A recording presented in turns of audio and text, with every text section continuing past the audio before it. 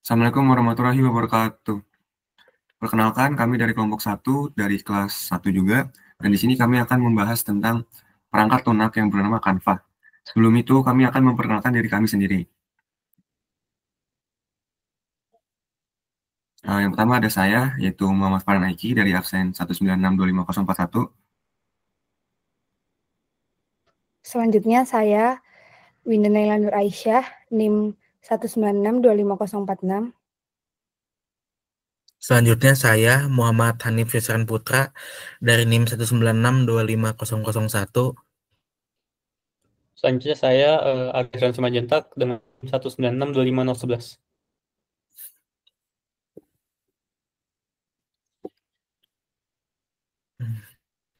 Canva. Canva merupakan platform desain grafis berbasis web dan aplikasi yang memudahkan pengguna membuat berbagai materi visual seperti poster, presentasi, media sosial, hingga video.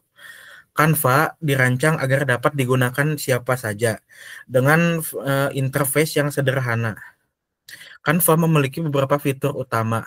Beberapa di antaranya yaitu template. Canva memiliki ribuan template untuk memenuhi berbagai kebutuhan desain. Drag and drop editor. Canva memiliki fitur drag and drop editor untuk memudahkan penempatan dan pengaturan elemen. Yang ketiga, elemen. Canva memiliki banyak sekali elemen untuk memperindah desain. Dan yang keempat, ekspor multiformat. Canva hasil desain dari Canva bisa disimpan di berbagai format seperti JPG, PDF, dan lain-lain. Jadi untuk mendesain sistem ada terdapat 10 prinsip. Yang pertama visibility of system status, kedua match between system and the real world, 3 user control and freedom, 4 konsistensi and standard, yang kelima error prevention, keenam recognition rather than recall, yang ketujuh flexibility and efficiency of use, 8 aesthetic and the minimalist of design, ke-9 help user recognize, diagnose, and recover from errors, ke-10 help and documentation, dan masing-masing akan kita bahas di slide selanjutnya. Untuk yang pertama, visibility of system status. Jadi di Canva sendiri, dia memberikan feedback yang real time. Jadi ketika misalnya kita upload file yang terdapat di gambar bawah kiri, itu terdapat bar yang menunjukkan persentase apakah filenya sudah diupload atau belum. Lalu ketika internet kita jelek atau mati, terdapat gambar yang memberikan status bahwa internet kita jelek dan work yang kita kerjakan, Canva yang kita kerjakan tidak tersave.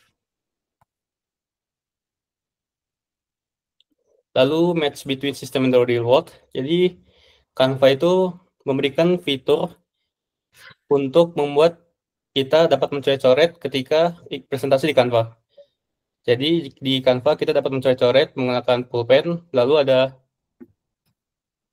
sticky notes yang diambil dari konsep dunia nyata untuk memberi tempelan dan tulis-tulisan pada presentasi. Lalu untuk user control and freedom, Canva sendiri memberikan window dan restore jika terjadi kesalahan.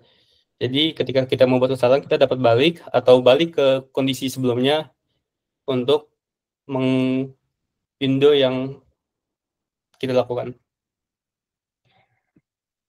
Selanjutnya ada konsistensi and standard. Canva memakai icon, warna, dan istilah yang sama di setiap halaman. Dengan begitu, pengguna tidak bingung karena tampilannya konsisten dan mudah dikenali. Selanjutnya ada error prevention. Canva memberi beberapa pilihan berbagai seperti copy link atau download. Dengan begitu, pengguna bisa memilih cara yang tepat untuk membagikan desainnya dan tidak salah langkah. Selanjutnya ada recognition rather than recall.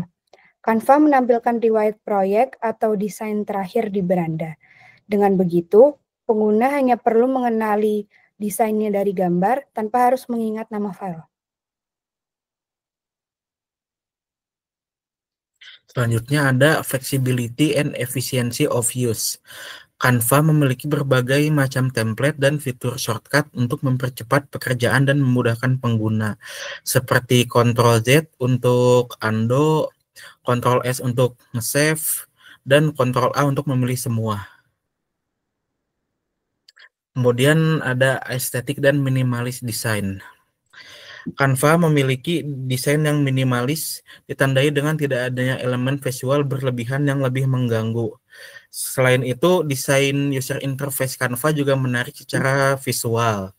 Kemudian, Canva memiliki interface yang bersih dan terfokus di tengah layar. Kemudian selanjutnya ada help user recognize, diagnose, and recover from error.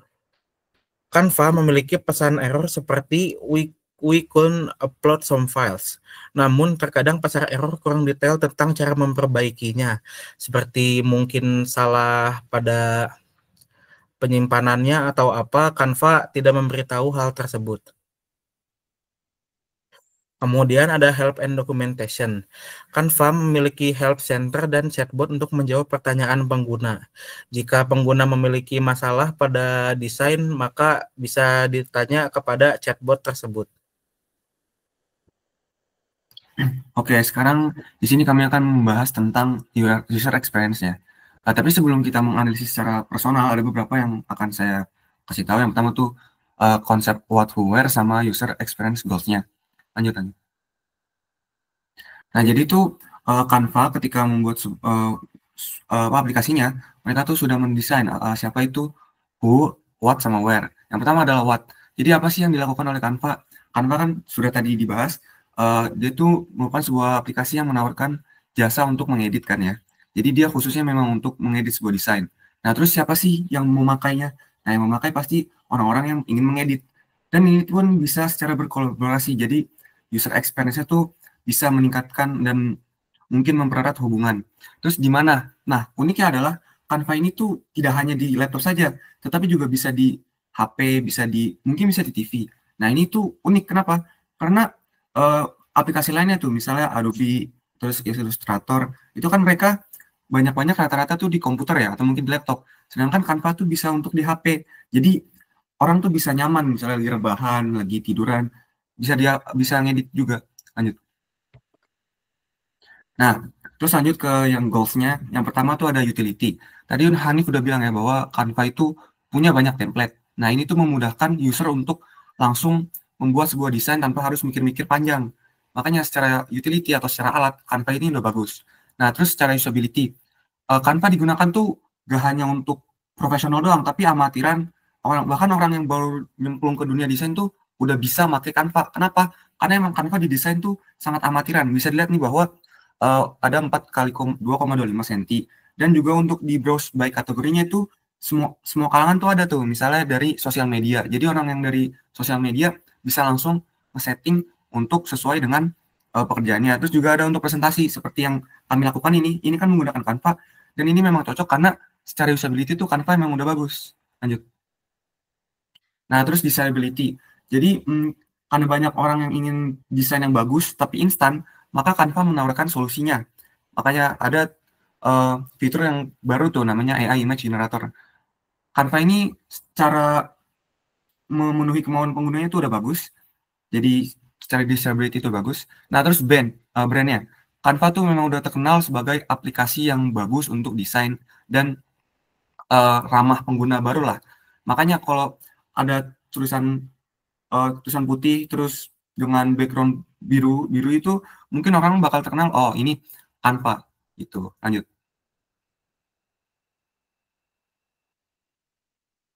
Nah, terus ini kita membahas user experience-nya, analisisnya yang personalnya. Yang pertama tuh dia tuh memiliki tampilan struktur. Jadi Canva tuh bisa dilihat nih di sini ada di bagian kiri itu ada kayak teks, elemen dan sebagainya. Nah, Canva tuh udah secara hierarki penempatan tab, penempatan tombol itu udah bagus. Lanjut. Terus di sini di atas kita juga bisa lihat ada title, kemudian ada juga siapa aja yang nimbrung dalam kolaborasi, dan juga ada untuk presentasi dan tombol share-nya. Jadi Canva tuh overall tuh gak secara abstraksi itu udah bagus, dan secara dekomposisi juga udah bagus. Jadi secara UI dan itu nanti ngaruh ke UX udah nyaman lah. Lanjut. Nah, terus Canva tuh punya hierarki yang jelas gitu. Jadi kalau misalkan kita pencet tombol elemen, nanti yang muncul adalah elemen. Misalkan kita pilih tombol teks nih, nanti yang muncul tuh teks. Dan itu udah bagus karena dia gak mempersulit user untuk nyari apa yang user mau. Lanjut. Nah, ini seperti contohnya nih. Ketika kita milih teks, nanti ada default text stylesnya. Ada yang add heading, ada yang subheading, dan sebagainya. Terus juga kita bisa milih untuk add text box. Jadi, user tuh lebih leluasa lah untuk melakukan sebuah editing. Lanjut. Ini juga nih contohnya elemen. Kalau elemen kita bisa milih misalnya frame atau lingkaran, arrow, dan sebagainya. Lanjut. Oke. Jadi seperti yang sudah kami bahas, Canva itu adalah aplikasi yang beginner friendly karena memang ramah pengguna baru dan juga dapat menghasilkan yang mungkin setara dengan profesional dengan tampilan yang bagus, menarik dan menyenangkan mata. Ini sebenarnya gak bisa tanya jawab sih, jadi langsung oke. Sekian dari kelompok 1. Mohon maaf bila ada salah kata. Wassalamualaikum warahmatullahi wabarakatuh.